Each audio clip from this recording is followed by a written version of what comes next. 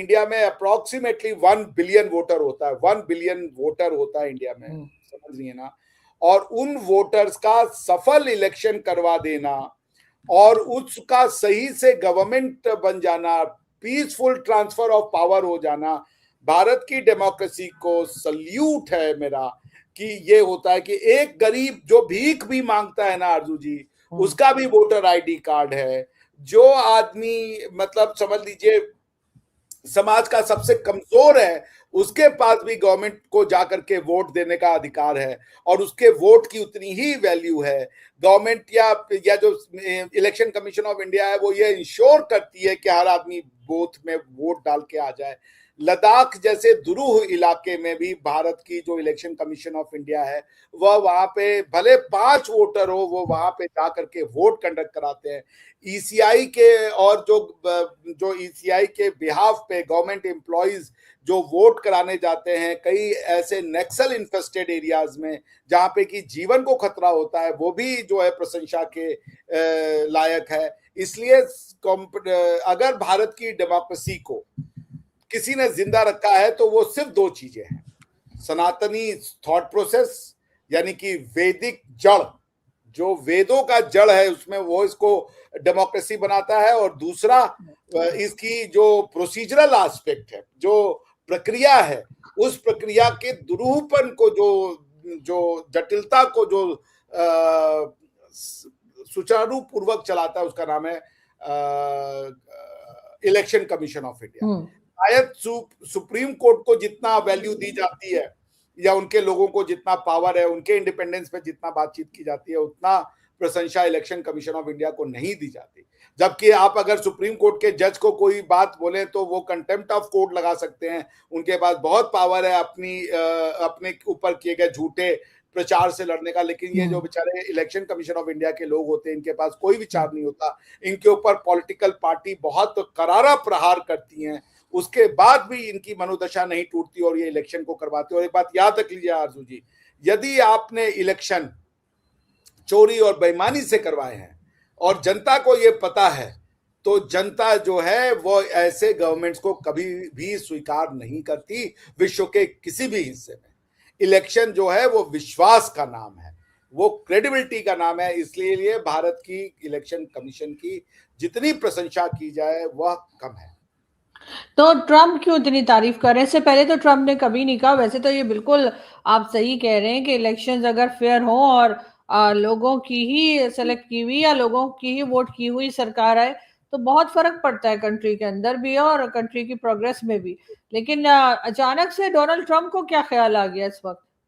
क्योंकि देखिए मेरे ख्याल से, अब मैंने वो न्यूज नहीं पढ़ी है तो मैं एक आपको अपनी अंडरस्टैंडिंग देता हूं कि ट्रम्प साहब को ये लगता है कि जो मीडिया है, और वो सच भी है कई हद तक, कि जो मीडिया है वो अनफेयरली क्रिटिकल है और जो सिस्टम है, जो डीप स्टेट है यूनाइटेड स्टेट्स ऑफ अमेरिका का, वो भी एंटी ट्रम्प है। तो उनको जो इलेक्शन था 2000 जो उनका सेकेंड वाला था जो वो हार गए, जिसकी वजह से वो बन गए थे, उनका नाम मैं भूल रहा हूँ, वो बड़े बुजुर्ग हो गए थे। इनके पहले ट्रम्प साहब के पहले कौन थे प्राइम मिनिस्टर? Joe Biden. तो जो बाइडेन साहब जो थे वो जो प्रेसिडेंट बने थे उस इलेक्शन को इन्होंने कभी भी स्वीकार नहीं किया था। और कुछ अमेरिका, चूंकि आपको पता है वहां अभी भी बैलेट बॉक्स चलते हैं और वहां पे बहुत से ऐसी इलेक्शन है वो 2-2 3-3 दिन तक खुला रहता है कि आप जाकर के वोट कास्ट करके आ जाएं, ठीक है ना। तो उनके यहाँ एक हफ्ते पहले ही वो वोटिंग का कई जगह खोल देते हैं सेंटर। तो मतलब उसमें धांधली की चांस रहती है कि आपने कुछ वोट्स को रिजेक्ट कर दिए या नहीं गिने। तो वो ये कह रहे हैं कि भारत में जिस तरह, और ये सिर्फ डोनाल्ड ट्रंप ने नहीं किया है, इलॉन मस्क ने भी भारत के जो, और इलॉन मस्क टेक्नोलॉजी को बहुत अच्छे से समझते हैं, इलॉन मस्क ने भी भारत के ये जो ईवीएम है और जितनी तेजी से इतने ज्यादा वोट को वो कैलकुलेट कर लेते हैं और इतनी, जिसे कह लीजिए उसको टैली करने के लिए वो जो ट्रेल है वीवीपैट जिसको कहते हैं वो भी होता है, ताकि आप जो है अगर आपको डाउट है तो ईवीएम में जो नंबर आया है उसको आप वीवीपैट से भी टैली कर सकते हैं। इतना ज्यादा फेयरनेस है, इतनी ज्यादा ट्रांसपेरेंसी है कि इलॉन मस्क जैसे टेक्नोलॉजी को समझने वाले बंदे ने भी भारत के इलेक्शन कमीशन की भूरी भूरी प्रशंसा की थी। इसलिए मैं ये कहूंगा कि भारत ने टेक्नोलॉजी का जो सही उपयोग किया ना, ये एक बहुत सिंपल सी टेक्नोलॉजी है। EVM is kind of a calculator. ना तो वो कोई इंटरनेट से जुड़ सकता है, स्टैंड अलोन मशीन है, कोई इंटरनेट नहीं होता उसमें, तो सिंपल कैलकुलेटिंग प्रोग्राम लगा रहता है उसमें। तो उसको देखते हुए वोटिंग को, मतलब जितनी ट्रांसपेरेंसी ईवीएम प्रोवाइड करता है और सीसीआई उसको इंश्योर करता है, तो उसको देखते हुए कोई भी होगा वो तो प्रशंसा करेगा। भारत की जो इलेक्शन कमीशन है, विश्व के कई देशों में जाते हैं वो इलेक्शन कराने के लिए। जब भारत में इलेक्शन हो रहा होता है, विश्व के कई प्रतिनिधि मंडल आता है इस इलेक्शन को स्टडी करने के लिए। क्योंकि 1 बिलियन लोगों का अप्रोक्सीमेटली, शायद मेरे ख्याल से 888 या 890 मिलियन वोटर है भारत में, तो हम उसको रफली 1 बिलियन कह रहे हैं for the comfort of equal conversation, कि वो 1 बिलियन लोगों का वोट मगर सर बहुत। अपोजिशन तो बहुत नाराज है। राहुल गांधी तो कहते हैं गड़बड़ हुई है, तो क्या हुई हो सकती है क्या इस तरह के इलेक्शंस में भी?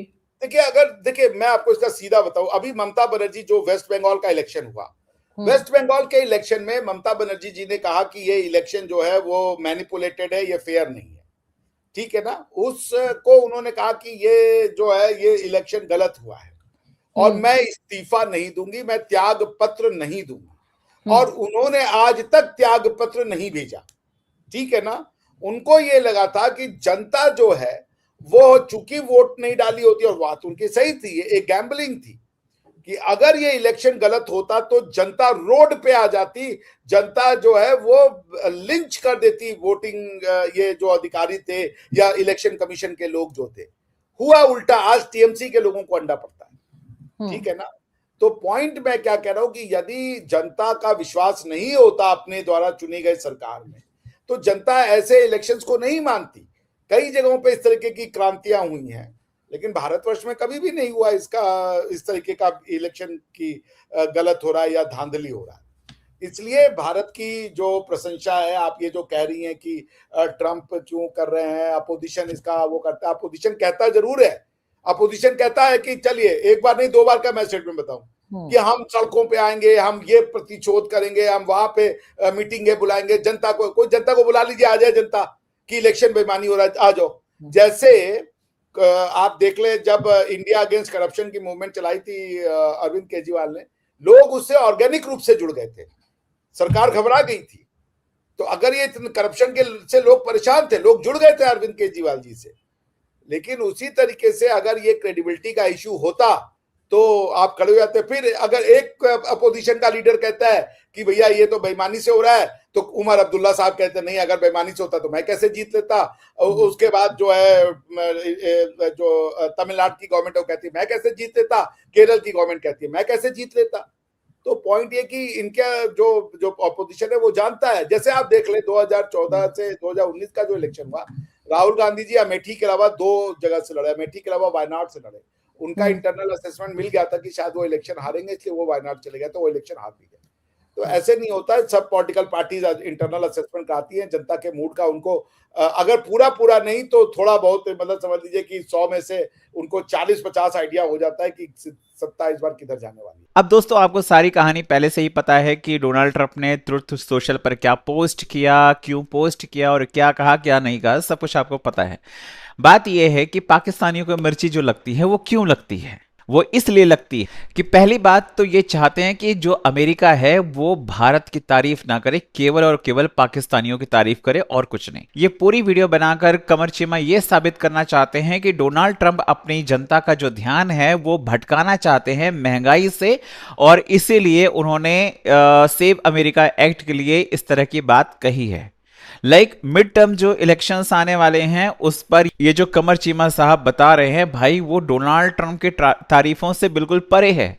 और तुम भाई परेशान क्यों होते हो ये तो बताओ, क्या रियलिटी तुमको नहीं पता? मत मानो, वैसे तुम नहीं मानोगे लेकिन हकीकत तो है ना। 140 करोड़ की जनता, जहां पर 90 करोड़ से ज्यादा वोटर्स, 10 लाख से ज्यादा पोलिंग बूथ्स होते हैं, हर बंदा अपनी आइडेंटिटी प्रूफ के साथ में आता है और इलेक्शंस हो जाते हैं, उसका रिजल्ट्स भी आ जाता है। इसे डेमोक्रेसी कहते हैं। डेमोक्रेसी का ज्ञान तुम लोगों को कहां होगा यार। भाई तुम्हारा वो शहबाज शरीफ है बना हुआ है, खाओ मां कसम कि भाई वो फैसले लेता है।